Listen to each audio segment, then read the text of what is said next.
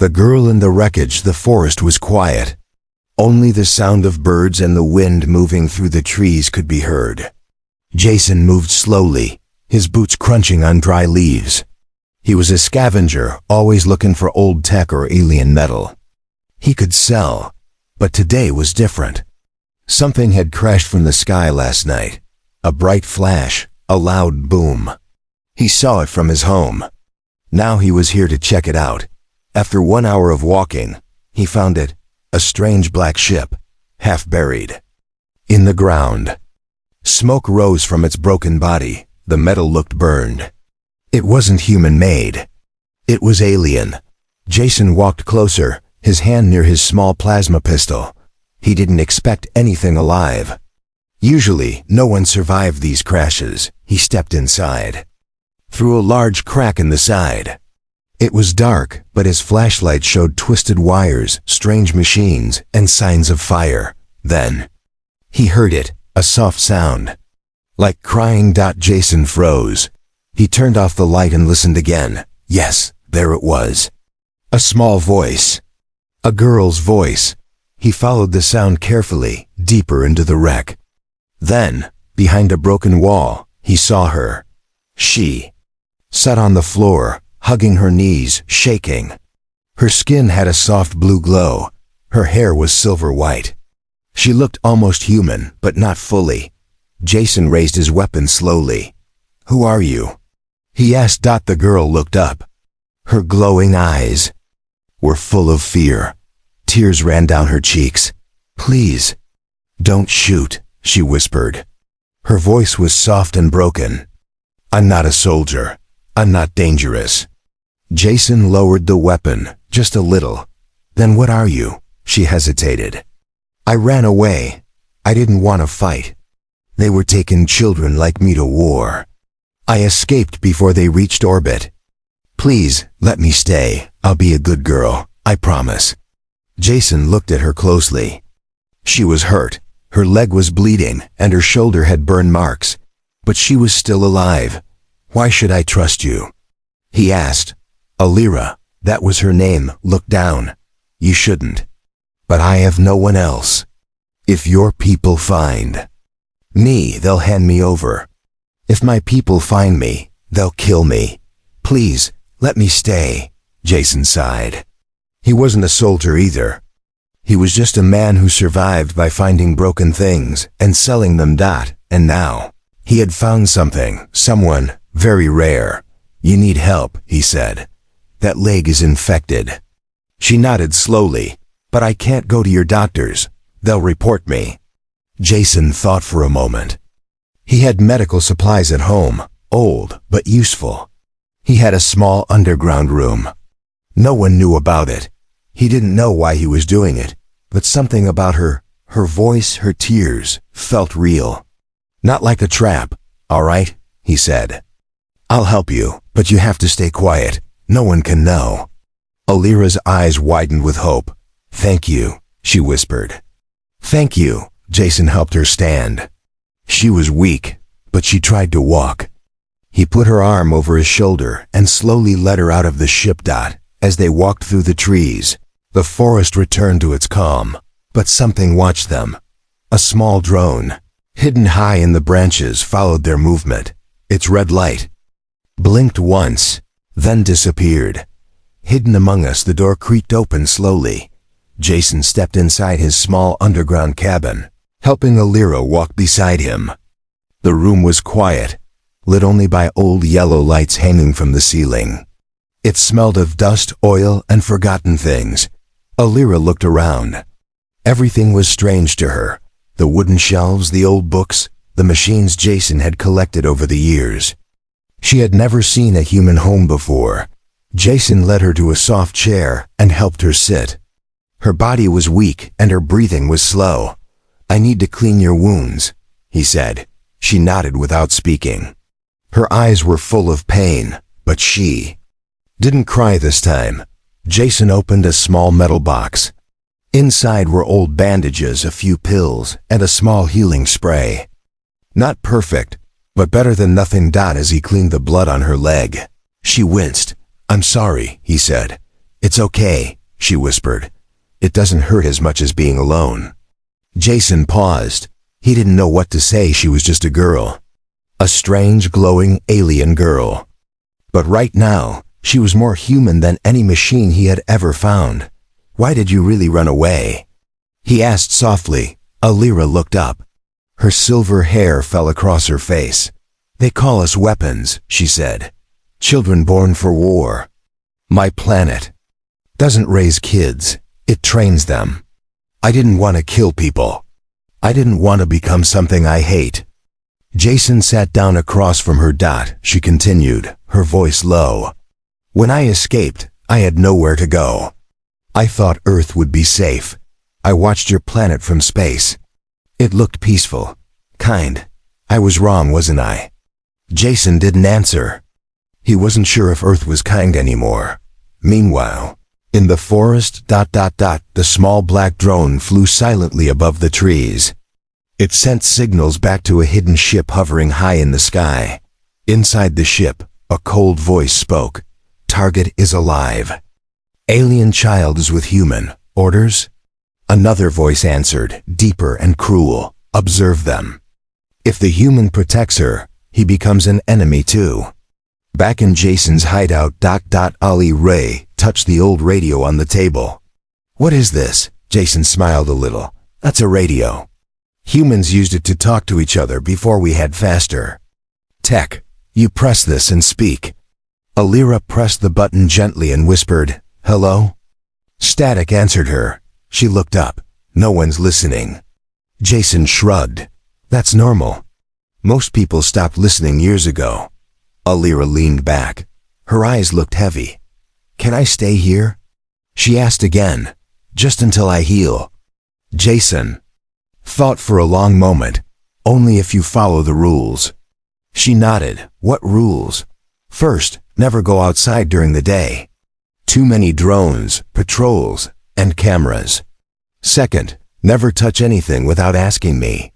Some machines in here can explode. And third, quotes." Jason paused. "If anyone comes, you hide. No talking, no noise, not even a breath." "I understand," Alira said. Jason stood and walked toward the shelves. "You'll sleep here tonight. I'll lock the door from outside, just in case." Alira looked surprised. "You don't trust me?" He looked at her seriously. "No, not yet." She lowered her head. "That's fair." Jason turned off the lights and left the room. The door clicked shut behind him. Midnight. Alira lay on the bed, staring at the ceiling. Glowing patterns slowly moved across her skin, fading in and out like breathing.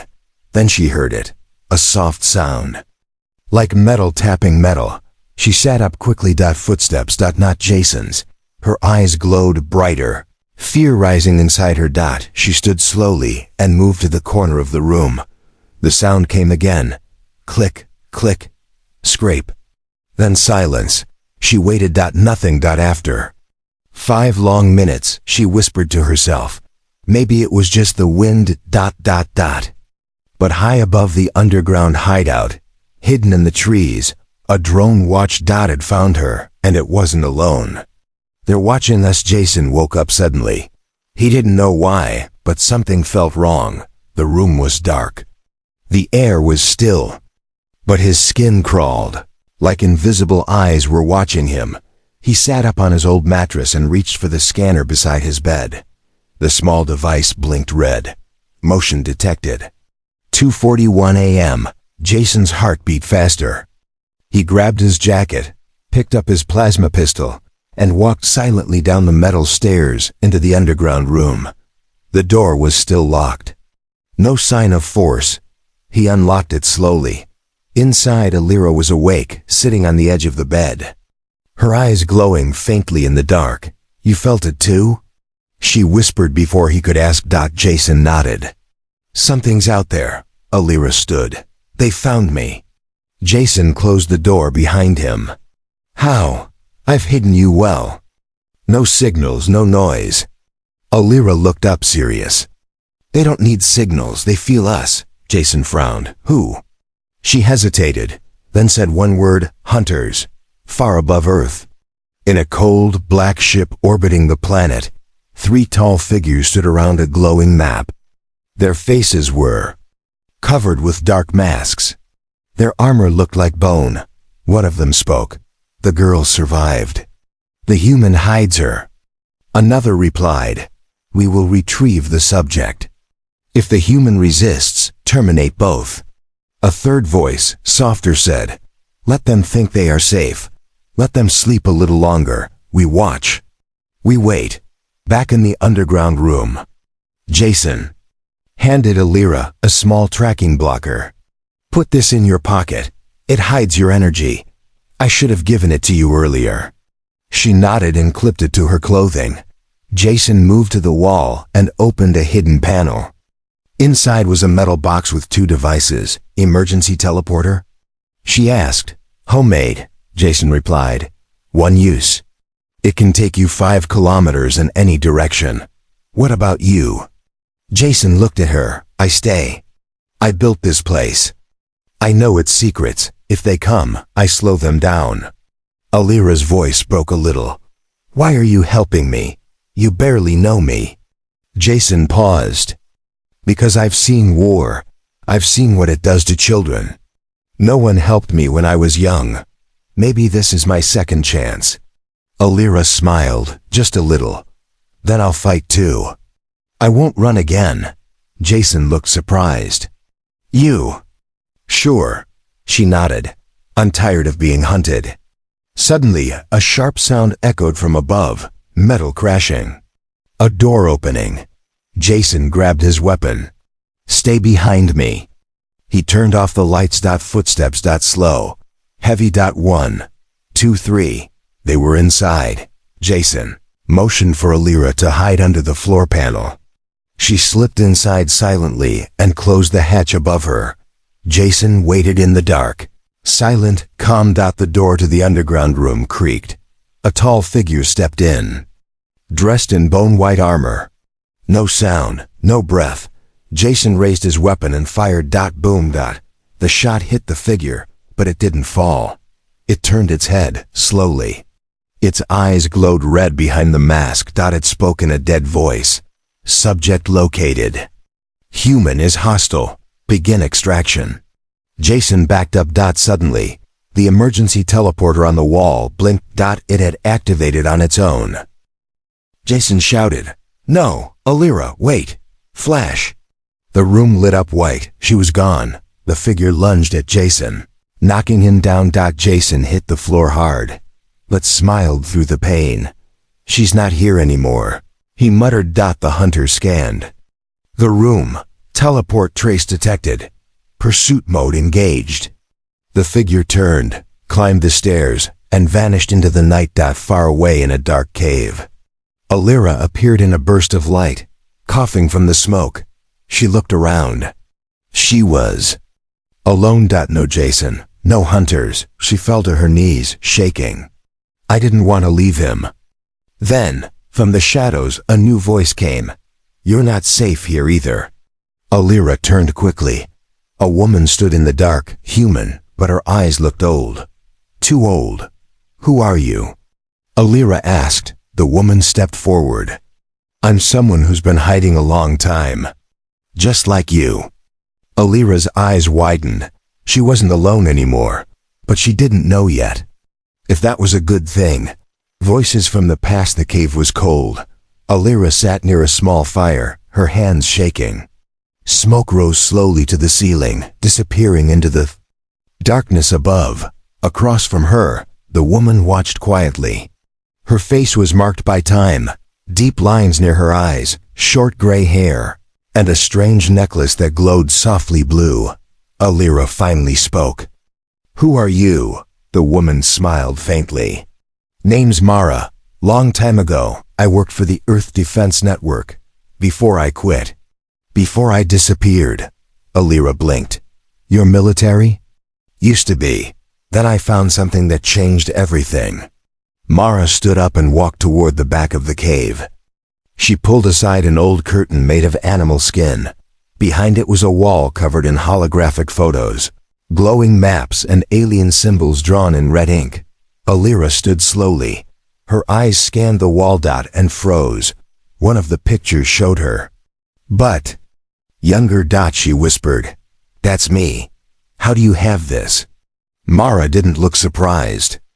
I've been tracking your kind for years. Alira turned sharply. My kind? Mara nodded. You're not the first one to run. Meanwhile, Jason lay on the floor, breathing heavily. The attack had left him bruised and dizzy. Smoke still filled the underground room. Machines sparked and hissed around him. He pulled himself up slowly, limping to the table. The teleporter was gone, destroyed in the blast, but Alira had escaped. That was what mattered. Jason pulled a small chip from under the desk and slid it into a screen. A hologram flickered on, a map of the region. A red dot blinked. Last known location of the teleport signal. He grabbed his bag, his weapon, and stepped into the cold night air. I'm coming, kid, he muttered. Just hold on. Back in the cave, Alira sat down, her eyes on the photo. Why were you watching me? Mara lit a candle and spoke calmly. I wasn't watching you. I was watching what made you. Alira looked confused. You weren't born in a normal way, Mara continued.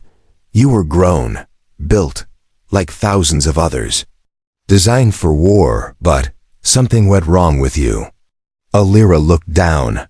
I felt emotions. I cried when others didn't. I failed their tests. Mara nodded. They called it a defect. I call it a soul. Alira stared into the fire, quiet for a long time. Then she whispered, I thought I was broken. You're not broken, Mara said. You're rare. And rare things are always hunted. Suddenly, a warning alarm beeped from Mara's wristband. She stood up fast. They're here. Alira jumped to her feet. The hunters? No. Mara said grimly. Worse. The cleaners. Above the cave. A black ship hovered silently in the sky. 4 metal figures dropped to the ground like shadows. They didn't walk, they glided, silent and deadly. Their faces were empty. No eyes, no mouths, only one goal. Erase all evidence. Inside the cave, Mara opened a hidden door in the wall. Go through here. It leads to the tunnels. Keep moving. Never stop. What about you? Alira asked. I'll delay them, Mara said. She gave Alira a small device, a glowing cube. This holds the truth. Everything about your past. Don't lose it. Alira took the cube and stepped into the dark tunnel. Before the door closed behind her, she looked back. Mara smiled one last time. Run, girl, live. The stone door slid shut.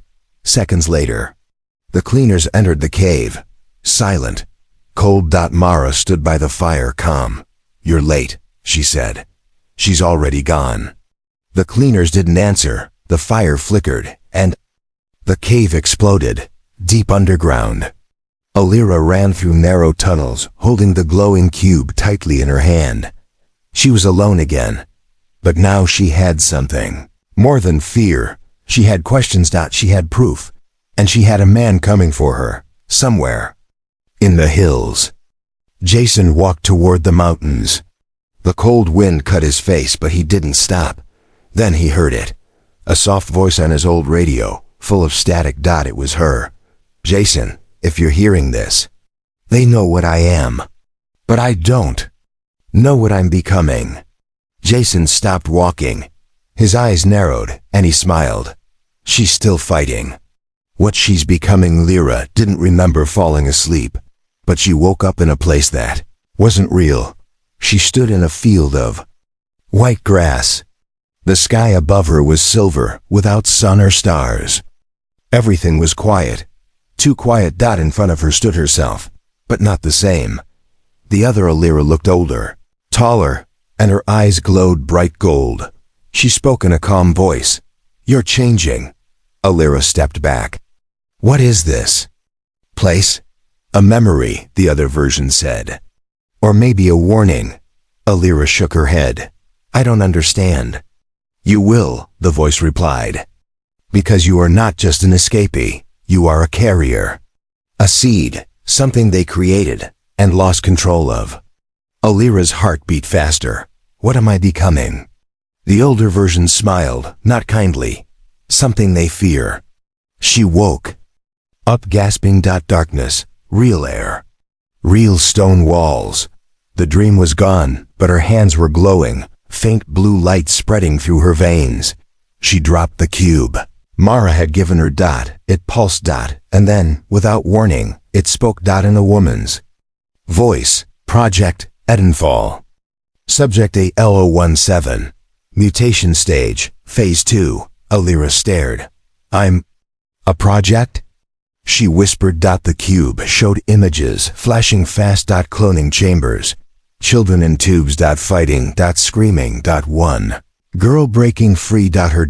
She closed her eyes and screamed. Elsewhere. Jason arrived at the ruined cave. Everything was burned. Smoke rose from the earth.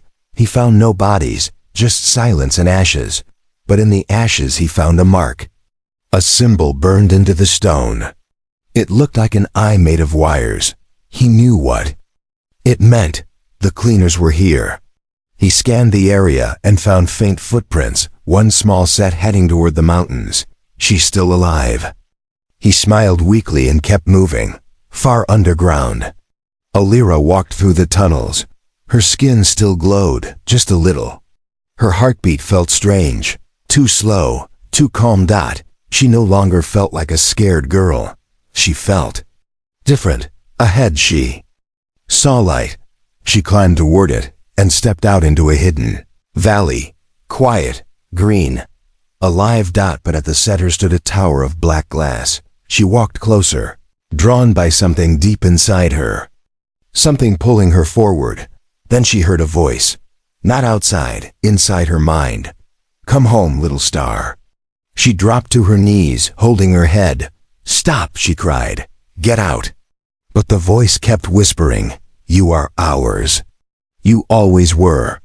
Suddenly her body began to glow brighter. Sparks flew from her fingers, and the trees around her started to bend, as if pulled by unseen force.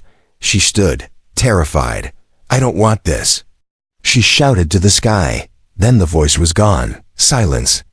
Again. But she knew the truth now. She was no longer just hiding. She was waking up on the edge of the valley. Jason watched from behind a rock. He had followed the signal from Mara's cube.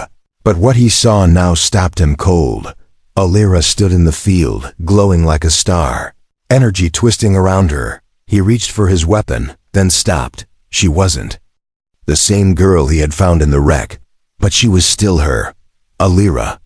He whispered. From the skies above. The cleaners watched from orbit. Their leader turned to the others. Subject has entered Phase 2. Prepare the cage. Another voice said, send the nullborn. She cannot be allowed to complete transformation. In the valley below. Alira turned toward the hills. She felt Jason near, not with her eyes, but inside her chest. And for the first time, she felt something else to call on power. She wasn't sure if it would save her or destroy her, but either way, she wasn't running anymore. The nullborn stars blinked above the valley like quiet witnesses.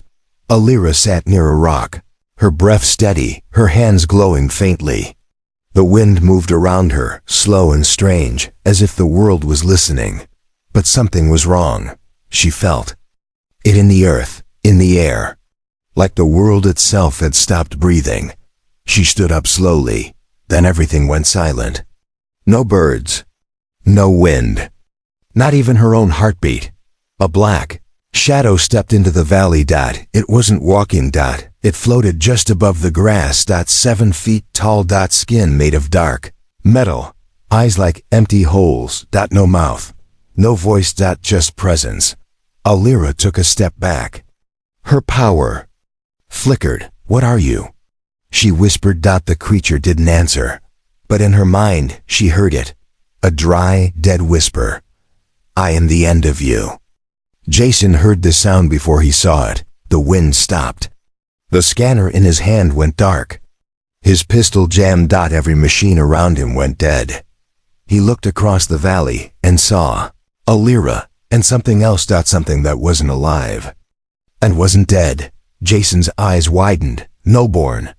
He had only heard the word once before. From an old war soldier, drunk and crying.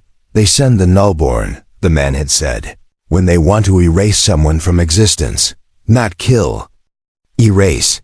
Jason gritted his teeth and ran. In the valley. Lyra raised her hand. A blast of light shot from her fingers, screaming toward the creature. The Nullborn didn't move. The light hit it and vanished, like it had never existed. Lyra blinked. No. She tried again, with more power. Energy exploded around her, twisting the grass, cracking the ground. The Nullborn stood still, unmoved, unburned. Then it raised its arm. Silence spread like a wave. Lyra fell to her knees, clutching her head. Her powers were being ripped away. Jason slid down the hill, dodging rocks and roots. He pulled a flare from his jacket and lit it. The fire glowed bright red. He threw it as hard as he could, straight at the Nullborn. The flare hit the creature's back. It turned. Just a little. That was enough. Lyra gasped in a breath and looked up. Jason shouted, "Stop! You're stronger than this." Lyra's voice trembled. "I can't. I'm breaking." "No, you're not," Jason said, stepping between her and the Nullborn. "You're becoming."